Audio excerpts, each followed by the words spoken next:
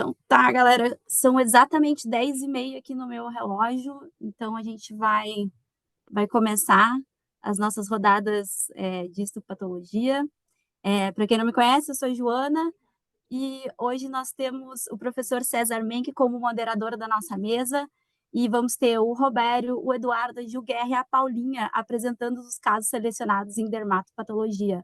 Muito obrigada, galera, por se voluntariar. Sem vocês, a gente não conseguiria fazer essas rodadas serem tão bacanas. Então, deixa eu apresentar o professor César Menck. Ele é graduado em Medicina Veterinária pela Universidade Federal de Uberlândia e concluiu sua primeira residência em Anatomia Patológica pela Universidade de São Paulo em 2017. Depois, ele concluiu a segunda residência em Anatomia Patológica na Louisiana State University e na Louisiana Animal Disease Diagnostic Laboratory, onde ele seguiu trabalhando como patologista e professor assistente após obter a sua certificação pela ICVP em 2022. Professor, a Fundação te agradece enormemente e a palavra é toda sua. Muito obrigado, Giovana, pela apresentação. Bom dia, boa tarde a todo mundo. Antes de a gente começar, queria agradecer mais uma vez a todos os nossos voluntários que estão aqui, né, o Roberto, o Eduardo, a Paula e a Juliana, por terem aceitado o desafio de ver esses casos com a gente. E só queria lembrar que, por ser dermatopatologia e tendo pouca informação disponível, na verdade só o Cynomet, né, a espécie do animal, a idade, e a lâmina, por vezes não é possível chegar definitivamente ao diagnóstico, e é isso que a gente vai discutir um pouco nesses casos que a gente tem aqui. Então, eu escolhi esses casos para trazer um pouquinho mais de discussão mesmo sobre os possíveis diferenciais diagnósticos dessas doenças. E então, acho que vamos começar com o primeiro caso, que é do Dr. Robério. A palavra é sua. Ok. Boa tarde a todos. Eu gostaria de agradecer ao César pela oportunidade de participar mais uma vez desse seminário. E é um tema que eu gosto bastante, que é pele. E aí a gente vai apresentar um caso que é bastante interessante. Vou compartilhar aqui a minha tela.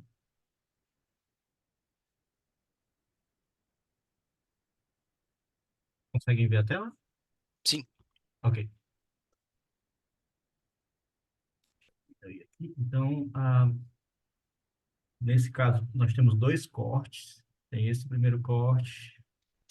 Desculpa te interromper, Roberto, só antes de começar a descrição, esse é caso 1, vocês têm acesso, mas para quem não Ok. leu ainda o documento, é um felino sem raça definida, macho castrado de 7 anos de idade. Perdão, pode continuar. Eu que deveria ter. Então, esse caso é de um felino.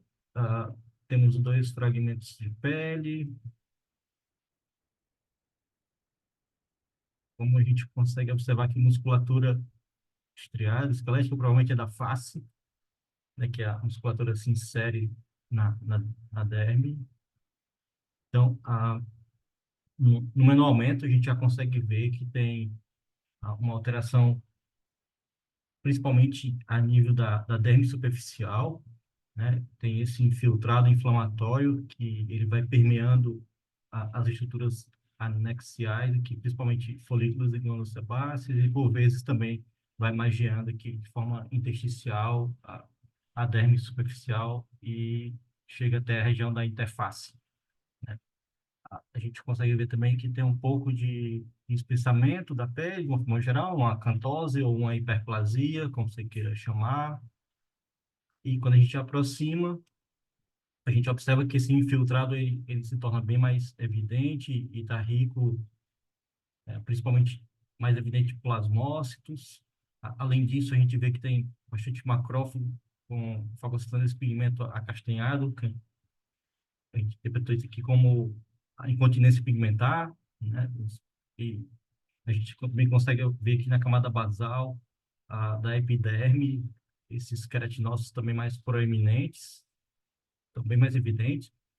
Um outro achado que nos chama a atenção, quando a gente aproxima, consegue ver que os queratinócitos basais, por vezes, eles estão vacuolizados, apresenta esses vacúolos. Uma outra característica também que nos auxilia, vocês conseguem ver que tem um material mais eosinofílico, seguindo aqui a camada basal. Isso indica que tem espessamento da membrana basal, né? Então, somando essas evidências, por vezes, a gente encontra, talvez, aqui é um linfócito, alguns linfócitos fazendo satelitose na camada basal da epiderme, ah, por vezes também na parede do folículo, ou dos folículos pilosos, que estão um pouco atrofiados, a gente vê resquício de glândula sebácea e o folículo aqui bem diminuto, e às vezes a gente encontra alguns linfócitos também permeando a parede do folículo, né, causando uma foliculite mural. Aqui tem essa abundância desse infiltrado linfocitário que está distribuído intersticialmente, por vezes também perivascular. Frente evidenciando. Deixa eu ver. Aqui tem um lá. Deu para ver. Tem alguns eosinófilos também, mas é uma coisa bem esporádica, assim, bem escasso, né? Aqui também dá para ver esse infiltrado rico em mastócito e, por vezes, permeados também por eosinófilo, né? Um outro detalhe que nos chama a atenção é além do espessamento da epiderme, que também tem essa alteração a nível da camada córnea, né? A gente normalmente tem uma canalização mais frouxa no normal e rico em paraceratose. Perdão, em ortoceratose. Normalmente aqui a gente observa uma queratina mais eosinofílica e, por vezes, com a evidenciação do núcleo, né? Indicando que tem uma hiperceratose do tipo paraqueratótica, né? Então, basicamente, em todo o fragmento, a gente observa essa paraqueratose, por vezes mais evidenciada em algumas áreas, às vezes no infundíbulo desses folículos pilosos, né, que dá para ver bem a paraceratose. Tem mais algum? Acho que eu peguei todas as informações. Só para aproximar aqui, dá para ver o dano, né, basal. Ah, Às vezes a gente vê alguns linfócitos fazendo satelitose, né, na camada basal também, e às vezes um pouco acima da camada basal.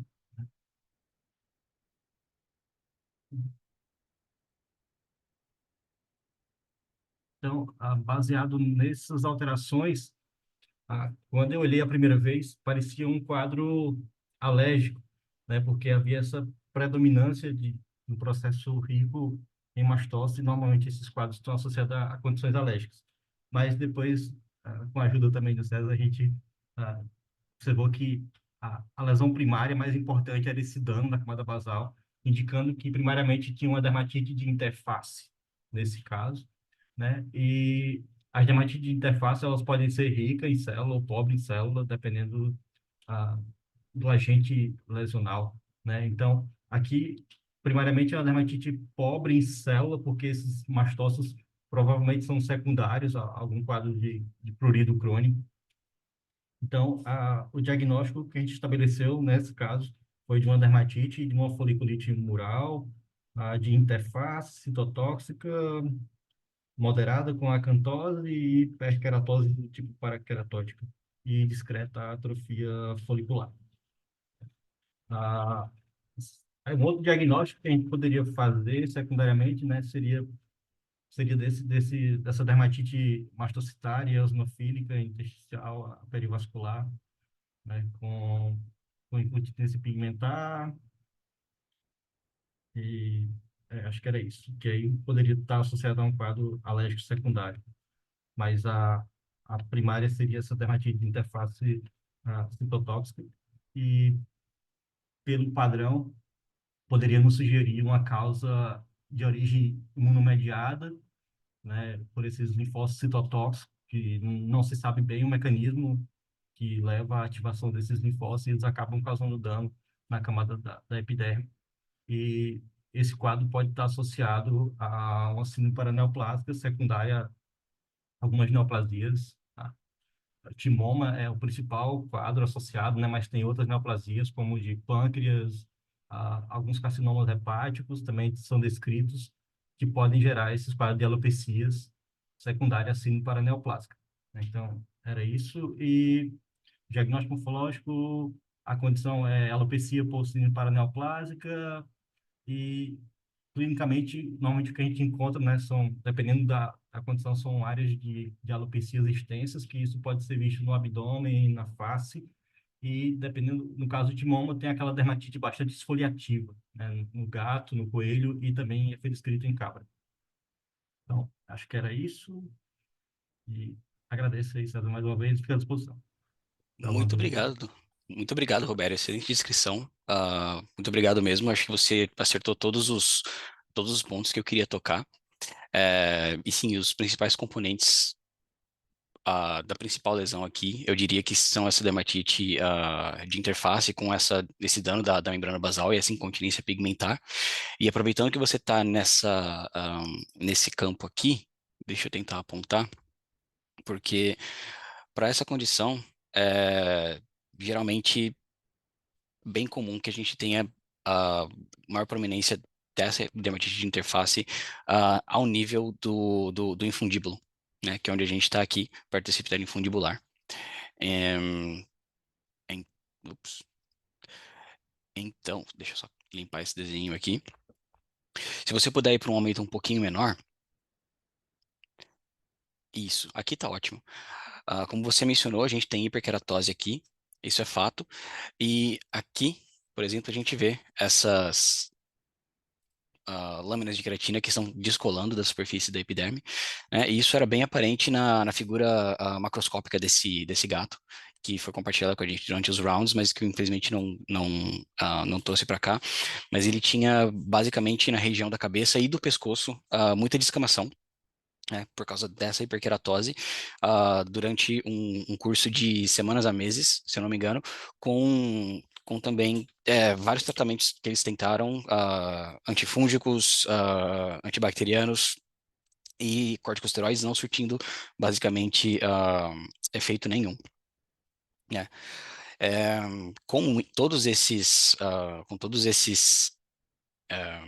efeitos que a gente tem, com todas essas lesões e essas descrições que a gente tem, embora nós não possamos confirmar por hora isso tudo, tanto pela distribuição quanto pela aparência microscópica dessa dermatite de interface, seria mais compatível com dermatite esfoliativa secundária, provavelmente a timoma em gatos. Acontece também em caprinos e em coelhos, como você mencionou, né?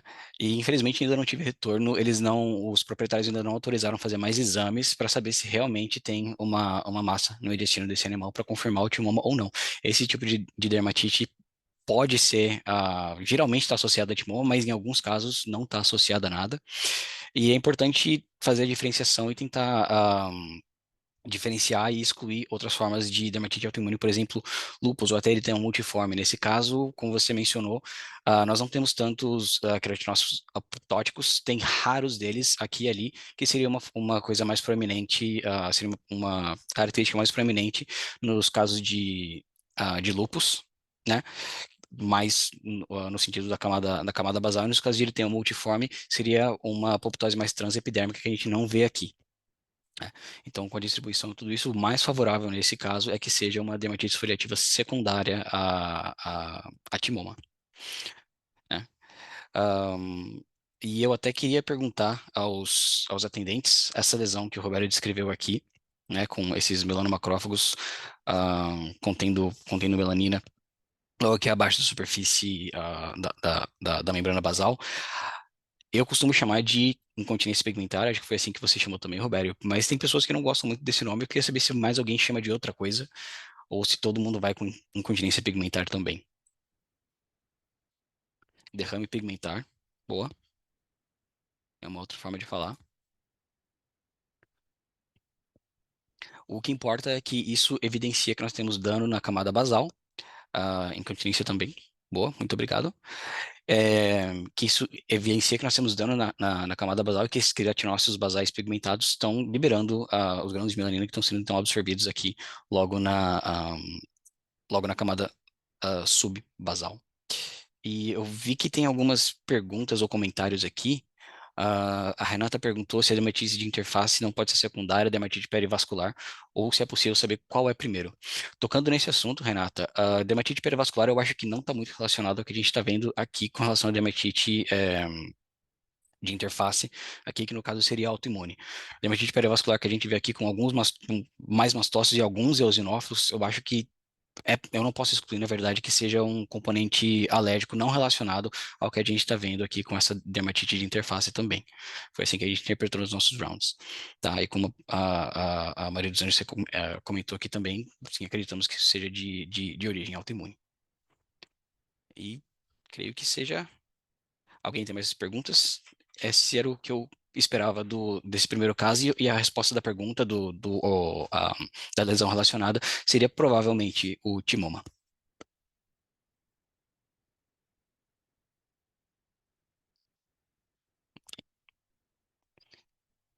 Se não há mais perguntas ou comentários, Robério, muito obrigado pela inscrição, um ótimo trabalho, obrigado pela participação, e vamos para o nosso caso número 2.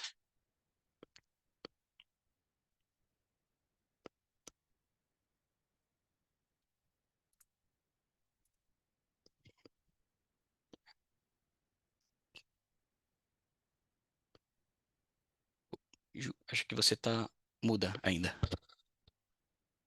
Aí. Olá, desculpem, olá a todos. Eu vou apresentar o caso 2. Inicialmente, gostaria de agradecer ao César e à Fundação David Thompson pela oportunidade de apresentar esse caso. Eu me chamo Juliana Mariotti Guerra, eu sou aqui do Instituto Adolfo Lutz, em São Paulo, e vou apresentar um caso de um pitbull macho castrado de 5 anos. São 4 fragmentos na lâmina observado, pela espessura, né, da, da pele, pela espessura também da camada córnea e pela presença de algumas glândulas écrinas nessa região, né?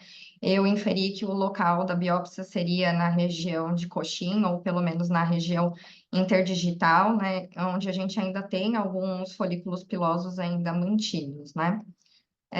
Dito isso, algumas alterações que eu observei inicialmente foi a parte de uma área de múltiplas áreas, né, de paraqueratose, por vezes associadas também com a presença de algumas bactérias e hemácias superficiais e células inflamatórias também nessa região mais superficial.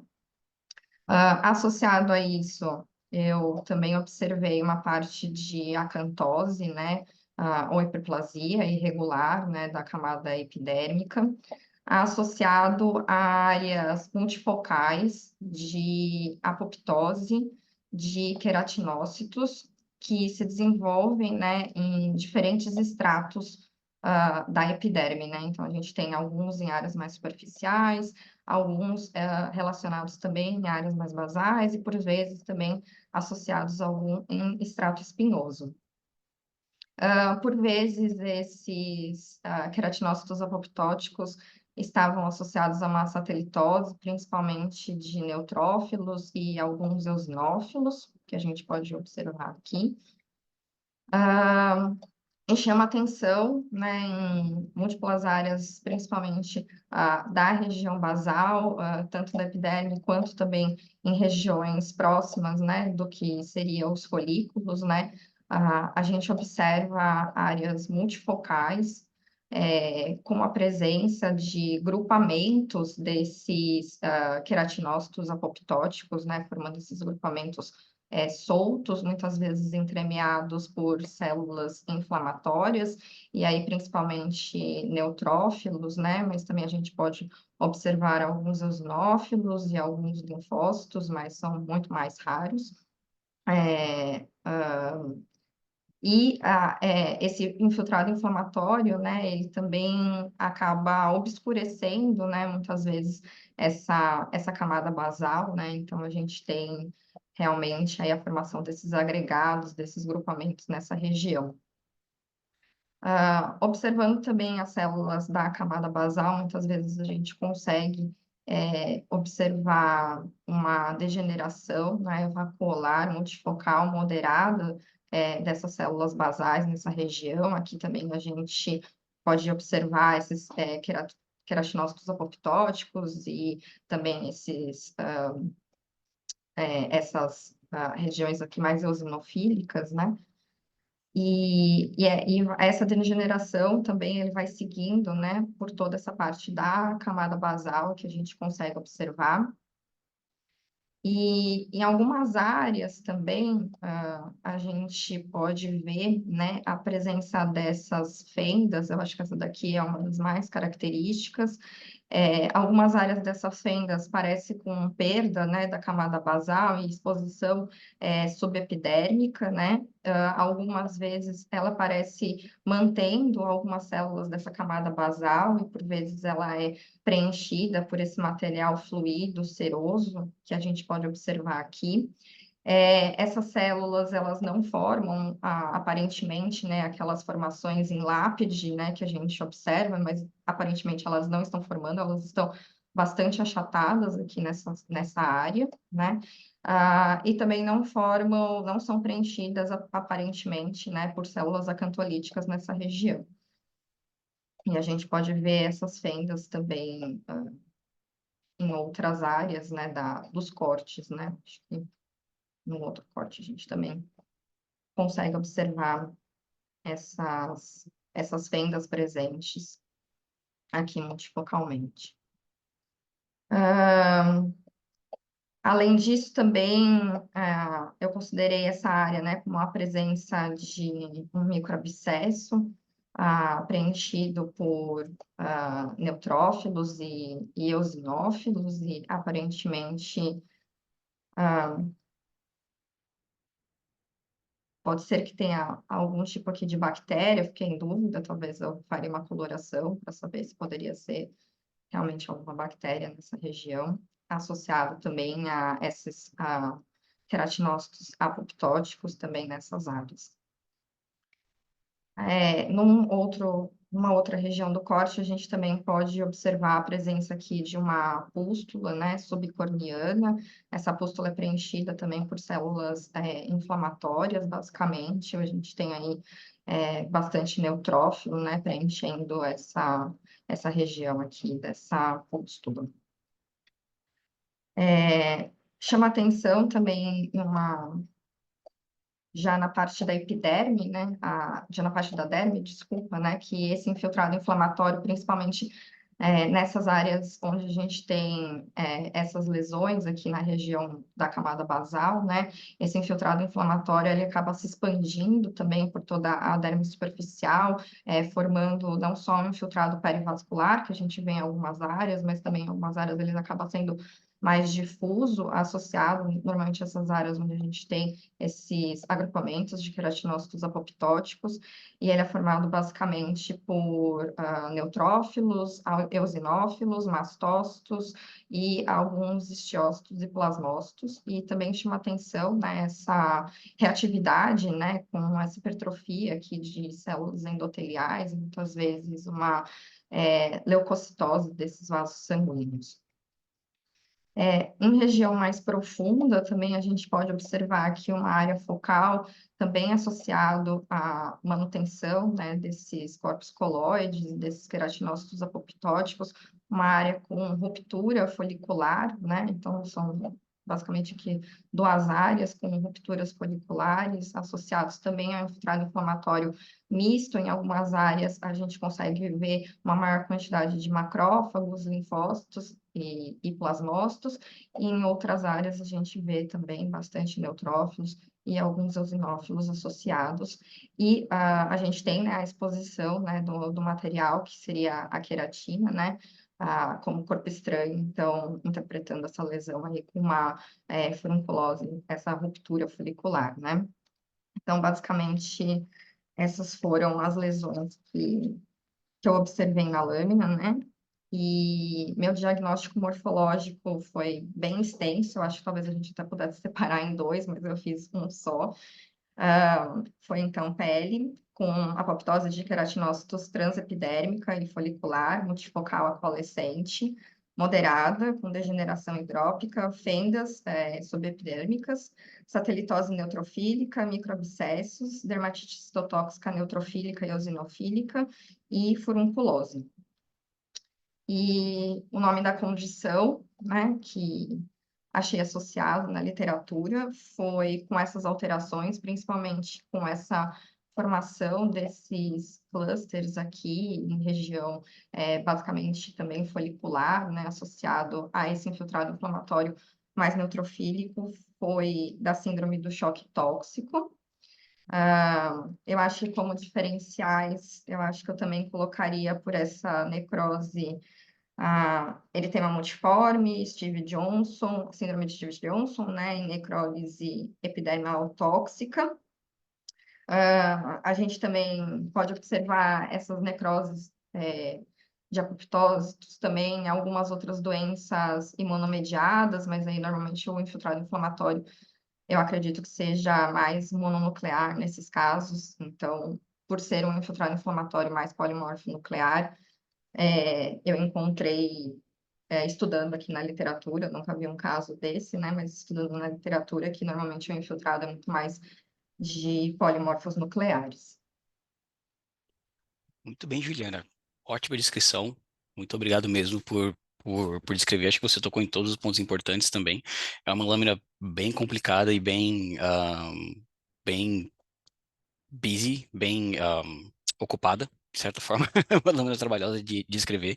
E acho que é um exemplo legal, você descreveu em separado a furunculose, é um exemplo legal de como, às vezes, uma das lesões mais exuberantes que a gente tem na lâmina, na verdade, não é a lesão principal, né, que seria a furunculose, que está acontecendo mais por causa do dano ao epitélio dos folículos pilosos, que está sendo afetado da mesma forma que o epitélio da epiderme também.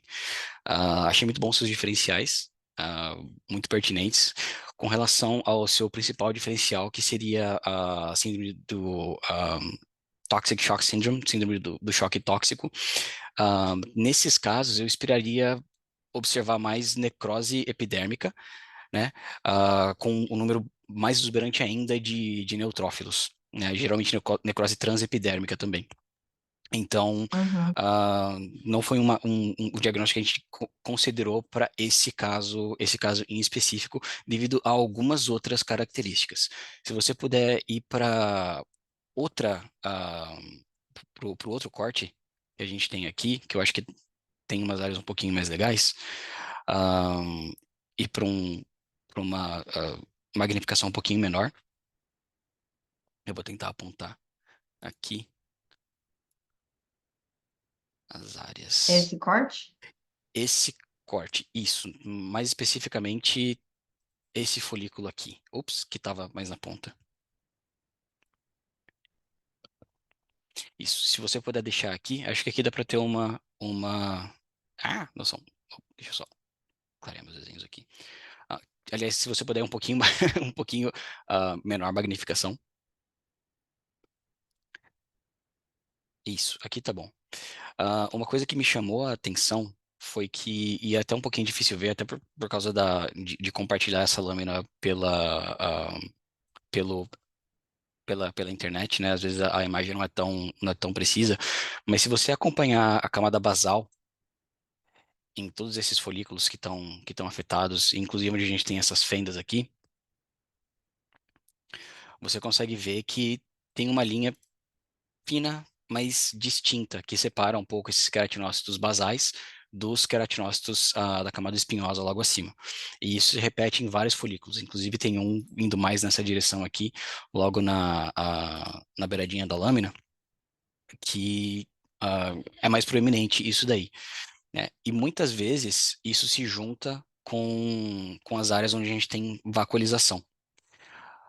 Se você puder ir de novo para um aumento um pouquinho menor, acho que fica mais fácil de ver de novo.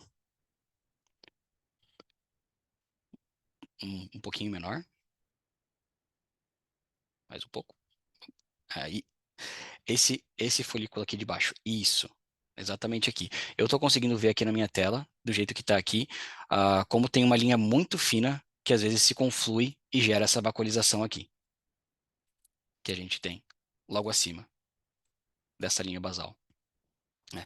E muitas vezes, em outras áreas dessa lâmina, o que acontece é que esses espaços que a gente tem aqui, eles são maiores, e apesar de não ter aquelas células de formação de lápide que são tão características dessa condição, a gente consegue ver algumas delas um pouquinho mais arredondadas, mais cheias, e isso para mim é uma separação real, e na verdade é talvez o que mais define essa condição que a gente está observando aqui, né? Isso, como a gente consegue ver, por causa da distribuição dos folículos pilosos ao redor desses cortes, isso é em região de Cochin, né? E com o histórico desse cão e com essas lesões, o que a gente chegou no diagnóstico aqui, por causa dessa separação que a gente tem, Pênfigo. suprabasal, que a gente consegue ver aqui, é de pênfigo vulgar, nesse Uhum. caso. Só relembrando um pouquinho dos pênfigos, a gente tem basicamente 3 tipos, né, que seria primeiro o pênfigo foliáceo, que é o mais comum em cães, no qual você tem uma reação autoimune à desmocolina 1, e portanto você tem separação e acantólise desses queratinócitos a nível subcorneano, o pênfigo vulgar, que tem basicamente ação contra a desmoglina 3, e que tem, portanto, destruição de junções desmossomais suprabasais, como a gente está vendo aqui, e temos o pênfigoide bolhoso, que seria uma separação completa da epiderme, de forma que todos esses queratinócitos se separam da membrana basal. E é outra proteína que é afetada, acho que é Bullous pemphigoid protein 2, alguma coisa assim, perdão, não lembrar completamente desse, para ser sincero, nunca vi um caso. E o que a gente pega aqui geralmente mais é o pênfigo foliáceo. Esse foi a primeira vez que a gente pegou um caso mais parecido com pênfigo vulgar, né? Nesse caso. Se você puder voltar também naquela primeira, na primeira, no primeiro corte que você estava descrevendo, isso. E vamos ver. Se você parar a tela, eu acho que eu consigo. Deixa eu ver se eu consigo ver daqui. Vamos focar nessa área aqui, que você já tinha descrevido. Todas essas células aqui que você descreveu bem são células acantolíticas, o que significa que elas passaram pelo processo de acantólise, que é basicamente uma desconexão das células ao redor delas, dos ossos queratinócitos, por ataque a essas junções desmossomais. No caso do pênfigo vulgar, por conta de desmoglina 3. Então, isso causa a formação dessas bolhas e o detachment, né, a desconexão de algumas camadas da epiderme. E no caso do pênfigo vulgar, não necessariamente e não com tanta frequência nós vamos ter essas células acantolíticas logo aqui. Nós temos também acantólise de células em regiões da camada espinhosa, né, que a gente pode ver em alguns lugares também, mas não necessariamente na maioria das vezes você não vai ter um infiltrado e uma presença de células inflamatórias também tão grande nessas vesículas, né, que é como a gente vê no resto dessa lâmina também. Outra coisa que é importante apontar e que você apontou também é que algumas dessas vesículas estão preenchidas com fluido eosinofílico, que seria um fluido seroso, o que diferencia elas de artefato. É um fato importante da gente conseguir avaliar, né? Porque, claro que nós podemos ter separação artefatual em alguns casos, mas quando tem exudação de material como a gente tem aqui, isso não é só artefatual, isso aconteceu enquanto o animal estava vivo, né? Não estava vivo enquanto esse tecido, na verdade, estava vivo, porque esse animal provavelmente não morreu. E mesmo quando há suspeita de que possa ser artefato, uma coisa, e a minha orientadora, a doutora Langor, que está assistindo aqui, eu acho, não me deixaria mentir, é que mesmo em casos que parece que é artefato e que às vezes você não tem realmente esses queratinócitos, esses tombstone, essas lápides que a gente forma, a epiderme pode ter sido descolada nessa sessão por manipulação, pode ser artefatual, mas ela só foi descolada nessa sessão porque já estava enfraquecida essas junções. Então, é uma coisa importante de se manter em mente também, né? E eu acho que, no geral, é isso que eu queria trazer para esse caso. É um caso difícil também, com muitas lesões, mas basicamente o padrão de separação da epiderme suprabasal, como a gente vê aqui, com a acumulação desse fluido, algumas células acantolíticas, e aquela linha bem fininha suprabasal que a gente viu em alguns folículos, isso chama mais atenção para o pênfigo vulgar nesse caso.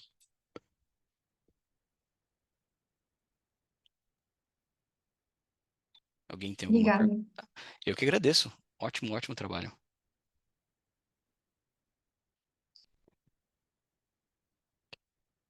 Bom, muito obrigado, Juliana. Se ninguém tem mais perguntas, vamos para o caso número 3, que a gente está correndo um pouco contra o tempo aqui. E agora com o Eduardo. Uhum. Todo mundo vê? Está compartilhado? Sim, Som? eu pelo menos vejo. Bom, bom dia ou boa tarde a todos. Meu nome é Eduardo. Eu fiquei responsável pelo caso 3, em que me foi proposto dar o diagnóstico morfológico e dizer os próximos passos para o diagnóstico. Foram 4 fragmentos enviados da mesma amostra, de um pastor alemão de 5 anos, macho castrado. E, bom, a gente tem aqui no menor aumento fragmento de pele, contendo um pouco de resquício de anexo, mas bem pouco, né, dessa pele. A pele inteira está um pouco alterada, ela tem uma área de hiperplasia irregular da epiderme, e na continuação, uma quebra dessa continuação da epiderme, uma extensa área de úlcera e um pouco de uma crosta, contendo resto de debris celulares, um pouco de eritrócitos, e por vezes também era possível ver algumas bactérias cocoides associadas nessa parte. Mas o que chama a atenção mesmo na lâmina é que o processo inflamatório ele se estende desde a derme superficial até a derme profunda, relembrando um pouco nodulações que se coalescem, invadindo desde a derme superficial até a derme profunda. Quando a gente aproxima dessa área de lesão, a gente pode observar que é constituído principalmente de macrófagos. Eu achei que eram macrófagos epitelioides, células polimorfonucleares compatíveis com neutrófilos e raros linfócitos e plasmócitos também associados. Não achei que tinha um padrão perivascular, às vezes a gente vê alguns vasos mais aumentados e demasiados, mas sem um processo inflamatório associado, o que me deu a sensação de ser uma dermatite difusa mesmo. Eu não consegui achar nenhum agente associado, nenhuma forma de agente infeccioso, né, com esses piogranulomas. Era uma lesão constituída principalmente de células inflamatórias, mas não consegui achar nenhum agente infeccioso associado. E, bom, o meu diagnóstico, então, ficou uma dermatite nodular difusa, piogranulomatosa, severa, associada a uma extensa área de úlcera. E, como próximos passos, eu sugeriria fazer uma coloração de GRAM, metemanamina de prata de Grocott e de fitifáraco, pensando principalmente em fazer uma diferenciação entre as dermatites granulomatosas ou piogranulomatosas infecciosas, e aí principalmente pensando em agentes bacterianos, algumas micobactérias atípicas ou de crescimento rápido, agentes fúngicos também, apesar dos agentes fúngicos serem mais facilmente observados normalmente nas lâminas, e para as dermatites piogranulomatosas ou granulomatosas estéreis, e todas as síndromes que elas podem estar associadas. Bom, César, acho que era isso, bem basicamente, o que eu queria apresentar. Ótima descrição, Eduardo. Muito bem, tocou em todos os pontos importantes novamente. Eu queria só, antes de comentar mais sobre o caso, eu queria só, na verdade, apontar mais. Peraí, que eu acho que eu. Ok. Se você puder ir nessa parte que está mais ulcerada, na derme, chegar um pouquinho mais perto só, acho que por aqui tá bom. A gente consegue ver vários vasos sanguíneos, né, que estão se proliferando aqui no meio desse processo inflamatório também, mas se você consegue, eu não estou conseguindo usar a minha flecha. Eu não sei porque não deu certo. Mas aqui na base desse campo que você está, você consegue ver alguns fibroblastos que estão perpendiculares a esses vasos sanguíneos. Então, só para quem está treinando, está começando a reconhecer essas lesões, descrever isso daí como tecido de granulação ah, nesse caso, né, que já vai junto com o diagnóstico de dermatite crônica, que é o que a gente tem aqui. Né? Falando do caso em si, dessa dermatite granulomatosa, apiogranulomatosa, nodular, multifocal e profunda, ótimos diferenciais, exatamente o que eu queria.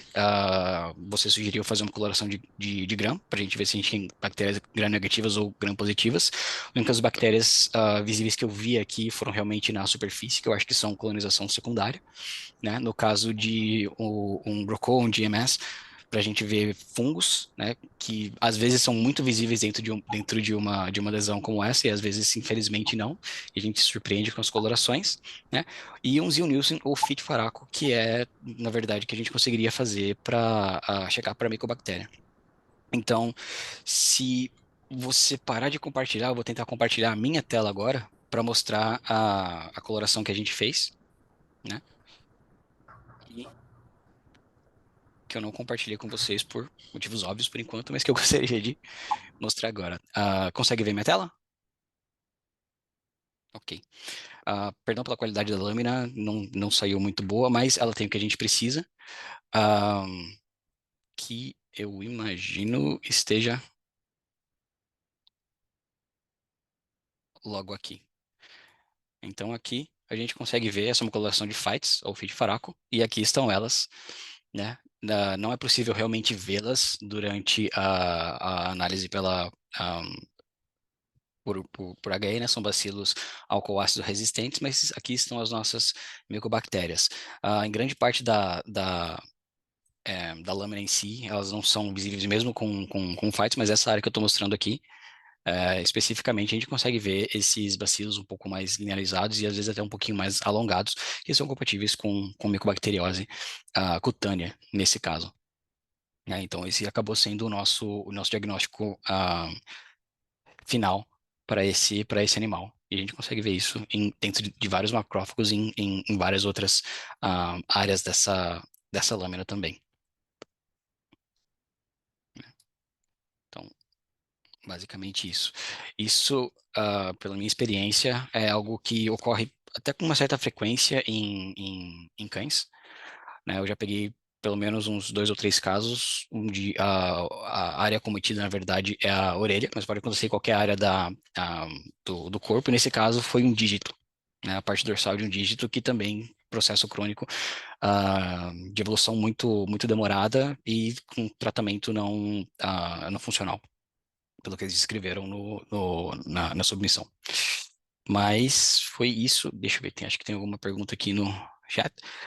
Leishmania poderia se considerar, com certeza, antes de fazer essa coloração, né? Faz uns bons anos que eu não vejo um caso de leishmaniose, então quem está aí no Brasil com certeza vai poder falar bem melhor do que eu, mas exatamente o que a Maria dos Anjos falou, na minha experiência, quando é leishmania, você consegue ver as amastigotas em grande número, e a partir do momento que você vê a primeira, você vê todas, né? Geralmente é assim que funciona comigo, mas eu não posso excluir antes de fazer outros testes, né? Principalmente em algumas regiões do Brasil, né? Mas seria um bom diferencial por causa do infiltrado inflamatório também. Granuloma leploide. Sim, acho que poderia se enquadrar no diagnóstico de granuloma leploide nesse caso, sim. Prof, posso interromper porque eu fiquei com uma dúvida agora. Claro. Olha ela. Não, assim, entre a coloração de Fit Faraco e a de Zio-Nielsen, tu consegue, tipo assim, ambas são para bacilos álcool-ácido resistentes, mas tu Sim. consegue saber se seria, tipo, sei lá, mais um monocárdio, mais um Mycobacterium, ou meio que não faz diferença? Na verdade, no cardio eu esperaria bactérias bem mais filamentosas do que a gente tem aqui. E em alguns casos, eu lembro de a gente ter comentado isso durante alguns rounds também. Essas bactérias mais filamentosas, elas induzem outros tipos de padrão inflamatório, e às vezes com mais destruição de neutrófilos por causa de neutrophil extracellular traps, ou as armadilhas extracelulares neutrofílicas, que são conjuntos de cromatina com peptídeos antimicrobianos que são liberados por neutrófilos na esperança de tentar atacar agentes maiores, como seria o caso de bactérias filamentosas, como o Locardia e, em alguns casos, Fusobacterium também. Seria mais pela morfologia, e o final, com certeza, seria fazer cultura dessa amostra para a gente conseguir chegar no diagnóstico final, com certeza, de qual a gente é, com gênero e espécie também. César, só fazer um comentário. Claro.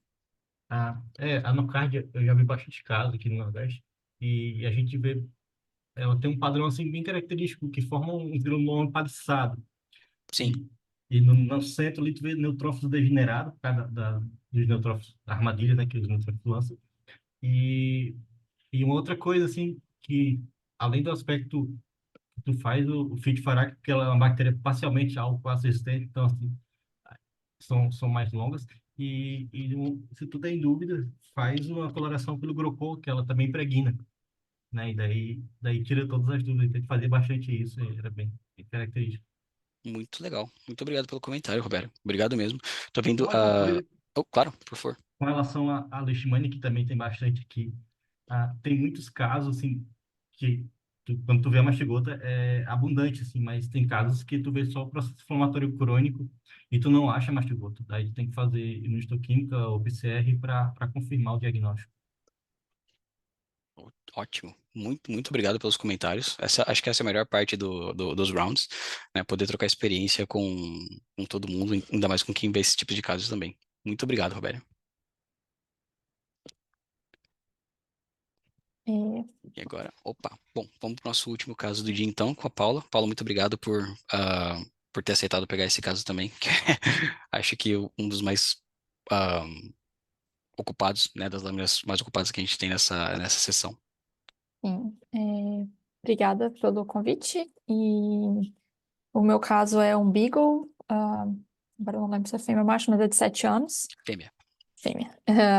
E aí, quando eu peguei a lâmina escaneada, deu para ver que a gente tem 5 cortes, sendo que 2 são mucosa, que são esses 2, e os outros 3 são pele. Eu vou começar pela mucosa, apesar de ter muitas lesões similares.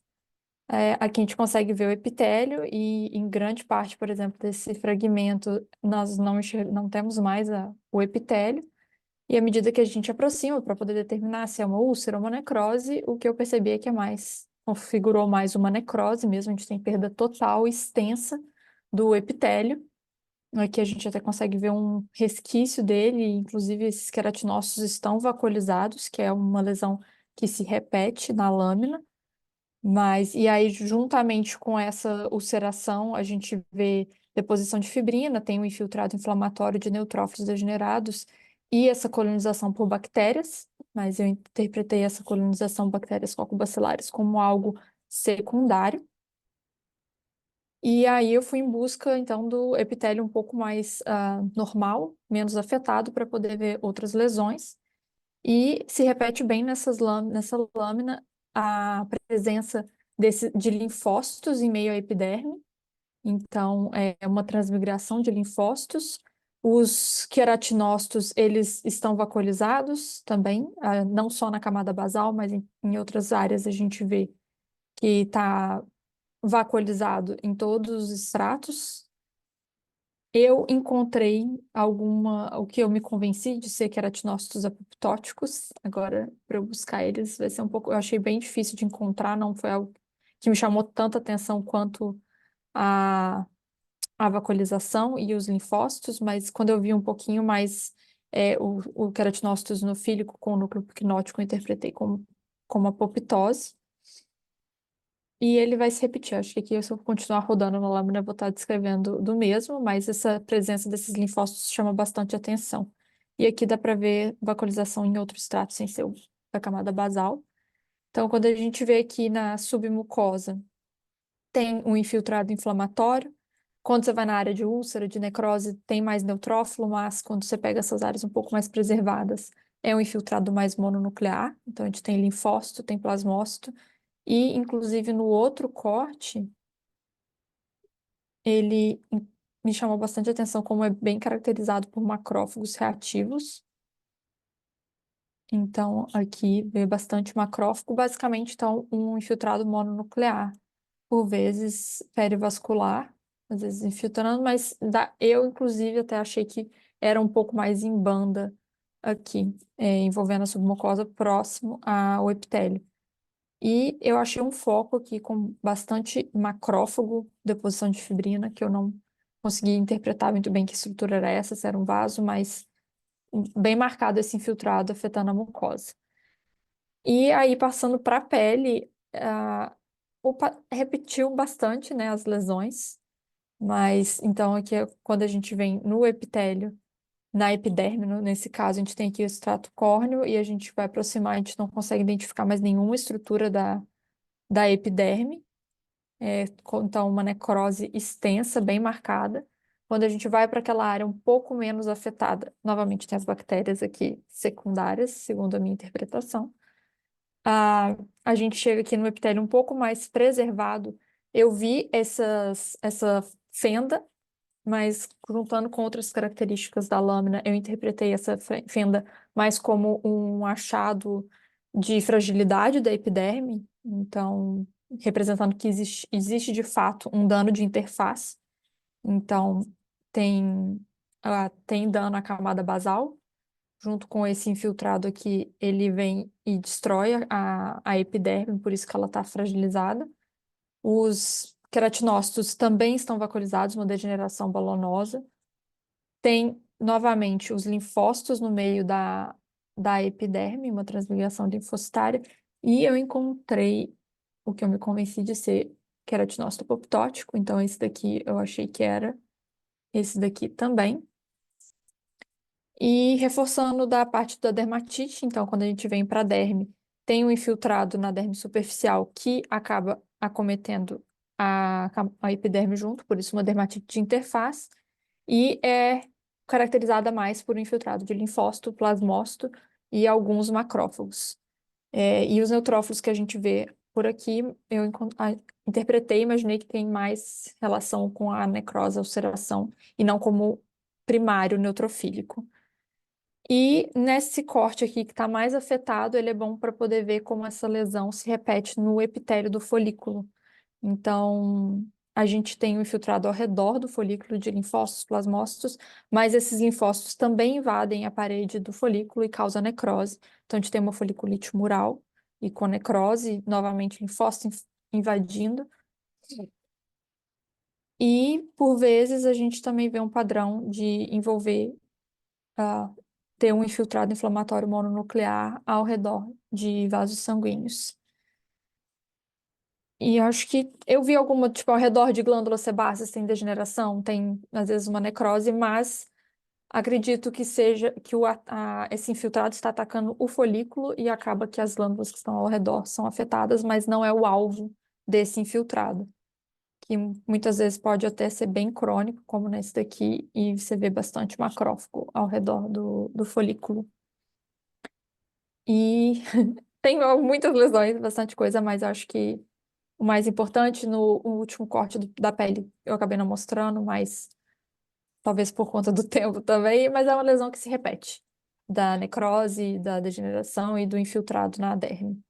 Então, como morfológico, na mucosa oral eu coloquei necrose do epitélio, com apoptose e degeneração balonosa de queratinócitos e a transmigração de linfócitos. E, secundariamente, eu também coloquei como segundo morfológico a estomatite, linfoischoplasmocítica difusa moderada. Para a pele, eu não chamei de dermatite necrotizante, eu fui direto como necrose da epiderme, multifocal acentuada, apoptose, degeneração balonosa de queratinócitos e transmigração de linfócitos. Aí eu chamei de uma dermatite de interface linfoplasmocítica difusa moderada acentuada. E também coloquei um terceiro como a foliculite mural necrotizante linfoischoplasmocítica multifocal acentuada. E aí, a outra coisa que pedi era o nome da condição. E foi muito difícil, assim, quando eu direcionei meu diagnóstico para as doenças que causam necrose da epiderme. E numa busca, o que mais acomete cães ficaria com o eritema multiforme. E também tem a síndrome de Stevens-Johnson e a necrólise tóxica epidérmica. E muitas vezes esses dois são contínuos, precisa muito da clínica e da lesão macroscópica para diferenciar, mas eu fiquei mais entre essas duas possibilidades, né? Stevens-Johnson ou necrólise epidérmica tóxica juntas, como barra, né? Slash um outro, ou então a eritema multiforme, que eu acredito que o eritema talvez tivesse que ver mais apoptose do que uma necrose muito marcada, extensa como essa, mas fica aí a discussão, porque tem bastante lesão e bastante diagnóstico diferencial. Ótimo, ótima descrição, Paula. Muito bem. Ótimos diferenciais também. Ahn, Você tocou também em todos os pontos importantes. Acho que um dos principais, quando você entra em contato com essa lâmina a primeira vez, é reconhecer que a gente está tratando de pele e de mucosa oral, no caso a língua, que a gente está vendo aí também, e que elas estão similarmente afetadas. Esse é um outro caso que tem vários diferenciais e que a clínica é realmente importante para a gente poder fazer o diagnóstico mais certeiro, né? Mas o que chama mais a atenção nisso é realmente essa necrose transepidérmica que a gente tem aí em vários pontos, tanto da epiderme quanto da mucosa, né? De todos os níveis. E mesmo em áreas onde nós não temos tanta inflamação, ainda é possível ver que tem uma dermatite de interface acontecendo, dano em diversos níveis da epiderme ou da mucosa oral. Né? Aqui, por exemplo, é um campo bom para demonstrar isso, porque nós temos o acometimento da epiderme, mas na parte de baixo não está tão ruim quanto as áreas que estão ulceradas. Né? Então, esse inflamatório infiltrado que a gente tem, esse inflamatório, oh, meu Deus, inflamatório infiltrate, esse infiltrado inflamatório que a gente tem na derme está mais associado com áreas de ulceração e mais secundário do que a causa primária, que seria o acometimento da epiderme em si. Esse cão tinha lesões na pele, ao redor da vulva, na parte ventral do abdômen, do tórax, nas axilas, na mucosa oral ao redor dos olhos, acometendo mais de 30% do corpo. Essas lesões eram máculas, pápulas eritematosas com a formação de erosões, ulcerações e algumas vesículas também, como a gente consegue ver aqui por conta dessa separação da epiderme.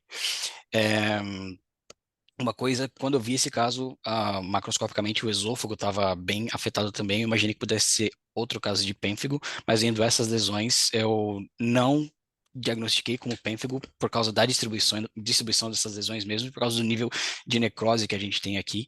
Então, ficou bem nesses diferenciais que você mencionou. Ele tem uma multiforme ou necrose epidermal tóxica, necrólise epidermal tóxica, ou Steven Johnson Syndrome.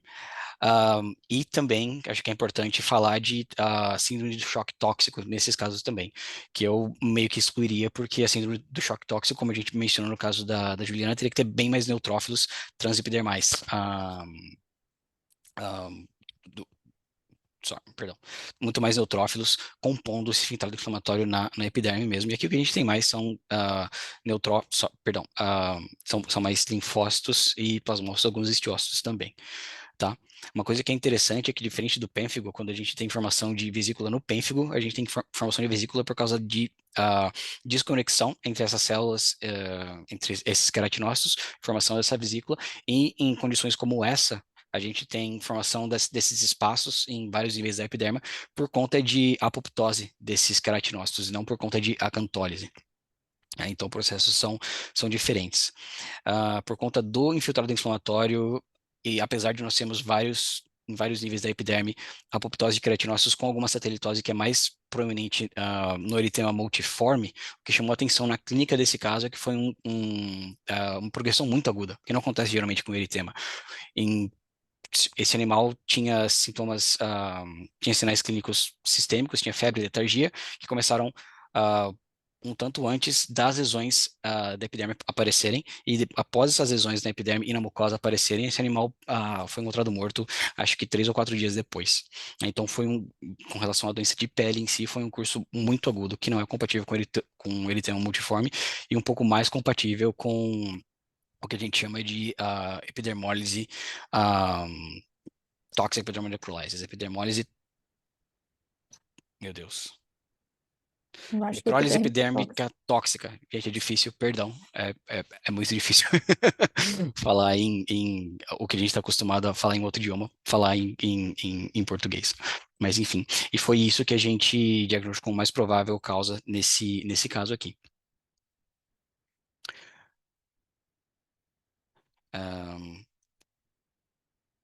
E enfim, deixa eu só checar aqui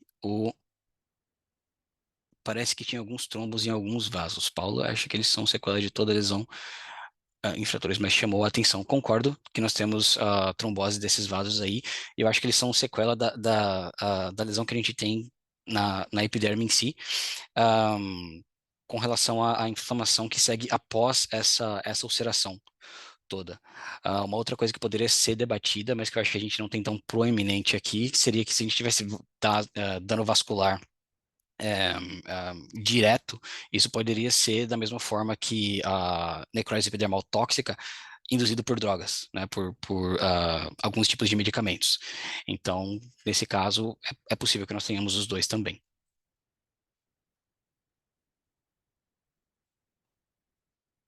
E acho que, nossa, bem em cima do tempo, são 11h30 agora. Mas se alguém tiver perguntas ou comentários, eu estou disposto a responder e continuar aqui. Quero agradecer de novo à Fundação e ao CPD pela oportunidade de fazer parte com essa discussão de caso. Quero agradecer de novo a todos os voluntários, ao Roberto, a Juliana, ao Eduardo e à Paula, que aceitaram descrever esses casos e que saíram muito bem. São casos complexos que geram bastante discussão dos diagnósticos pela própria característica das lesões e, às vezes, as causas multifatoriais, mas que eu acho importante trazer para a gente poder discutir isso com quem está aprendendo, quem está continuando a descrever no dia a dia. Muito obrigado. Muito obrigada, gente. Foi muito bacana, aprendi horrores. Se alguém tiver alguma pergunta, esse é o momento. Eu não sei se o professor Menck, ele não sei se o senhor quer deixar o seu e-mail, para Sim, caso alguém claro. tenha alguma dúvida. Eu vou colocar aqui na conversa. Muito obrigado a todo mundo que está agradecendo. Fico muito feliz que tenham gostado.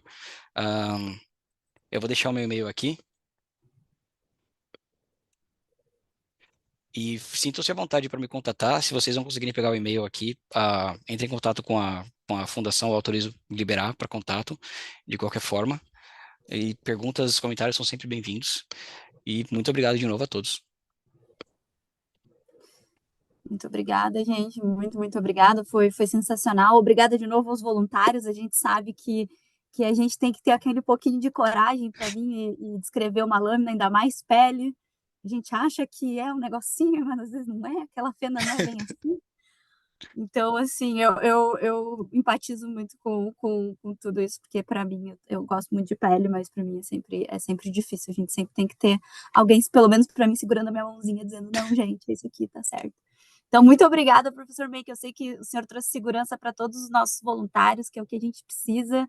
E Eu que muito obrigada agradeço. por ajudar na missão da popularização da ciência, da popularização da patologia, principalmente para nós de países de origem latina, que a gente sabe que, infelizmente, é muito, muito carente nesse sentido.